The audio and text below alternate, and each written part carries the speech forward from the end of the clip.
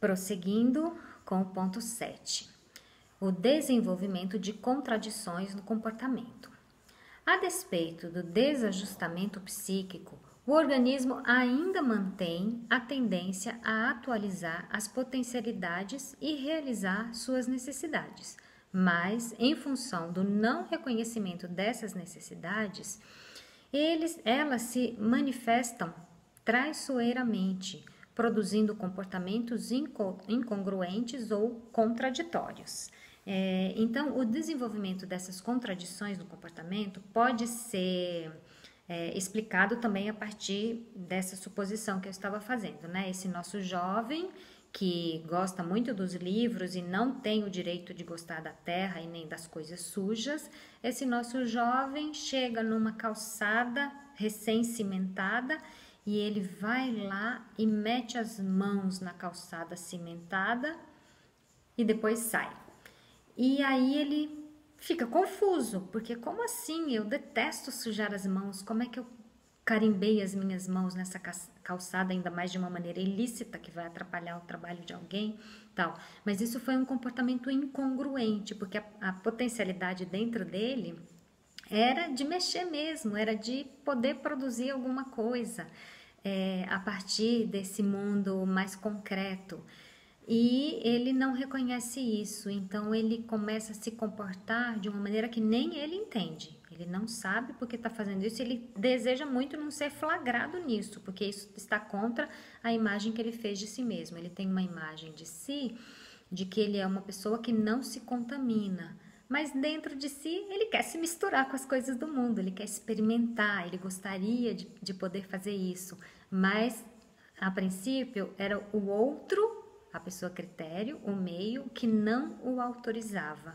Agora, ele não se autoriza. Ele criou uma imagem de si desconectada com as suas experiências internas. Então, ele segue dessa maneira incongruente.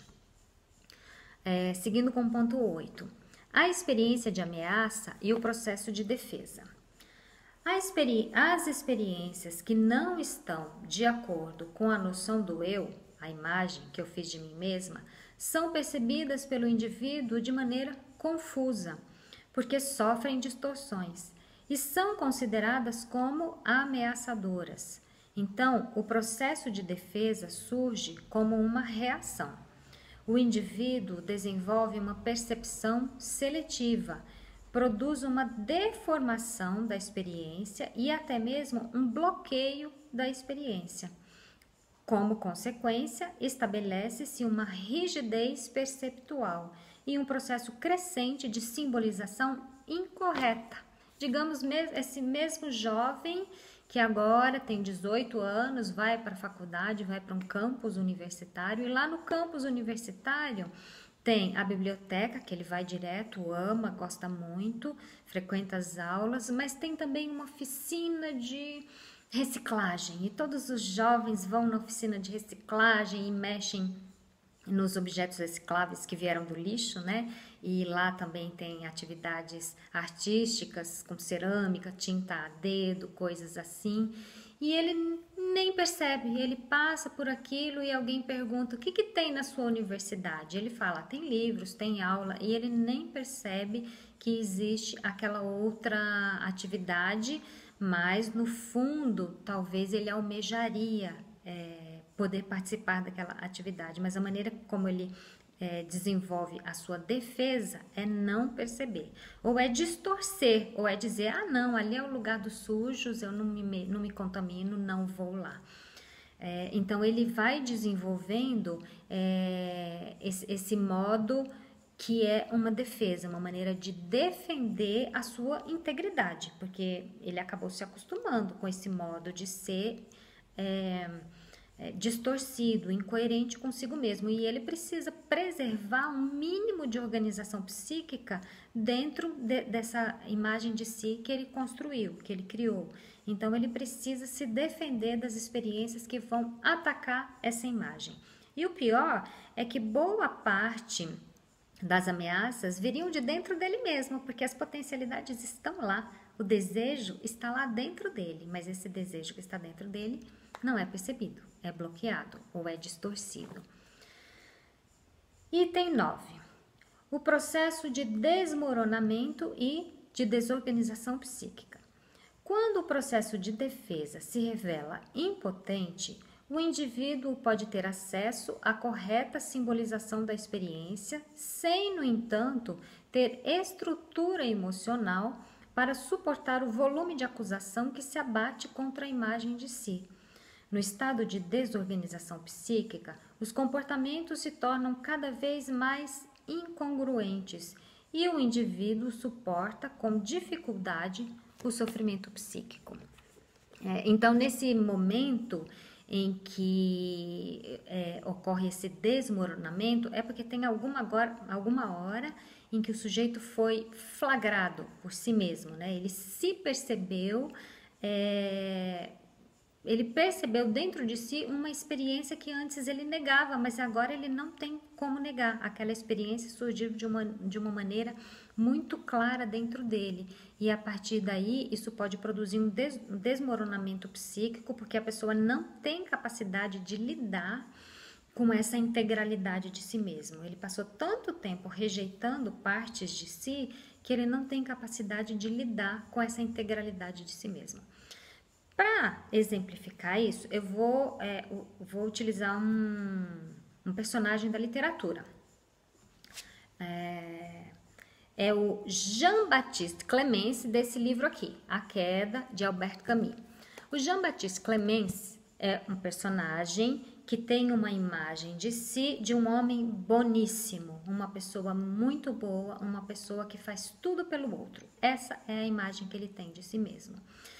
E o Jean-Baptiste Clémence não percebe que dentro de si mesmo existem também desejos voltados para a preservação de si mesmo, para o cuidado consigo mesmo. Não, ele acha que a vida dele é para cuidar do bem-estar do outro, nem que ele perca tudo por causa disso. Essa que é a imagem que ele tem de si mesmo.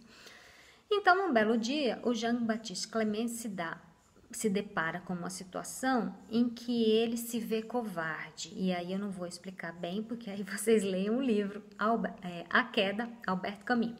Muito bom. E o Jean-Baptiste Clémence se depara com essa situação em que ele se viu mais propenso a preservar a si mesmo do que a cuidar do outro.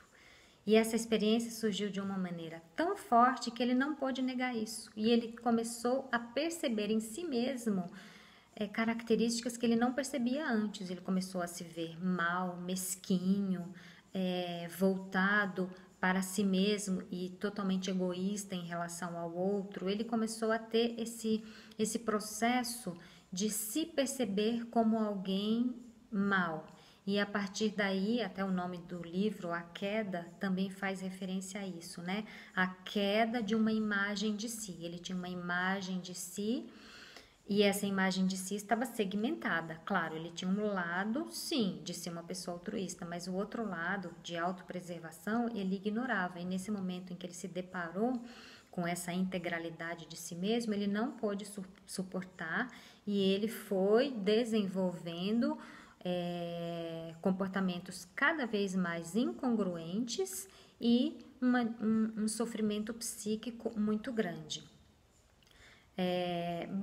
Então, quando a pessoa chega nesse ponto, antes até, é claro, a psicoterapia seria um bom espaço para essa pessoa se reconstruir, compreender melhor a si mesmo e reconstruir um modo de ser mais favorável, mais congruente, mais satisfatório, mais realizado. E a psicoterapia é um espaço que favorece essa reconstrução.